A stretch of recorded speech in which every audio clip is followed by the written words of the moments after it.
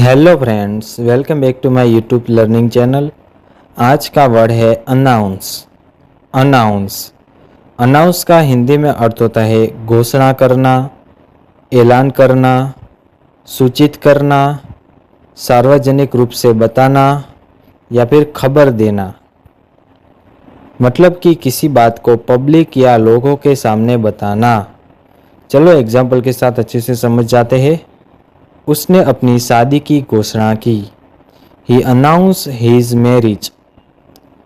Company ने नए product का ऐलान किया। The company announce a new product. प्रधानाचार्य ने छुट्टी की घोषणा की। The principal announce a holiday. So friends, आज का वर्ड था अनाउंस। मिलते हैं नेक्स्ट न्यू वर्ड के साथ। चैनल को लाइक करो, शेयर करो, सब्सक्राइब करो। धन्यवाद।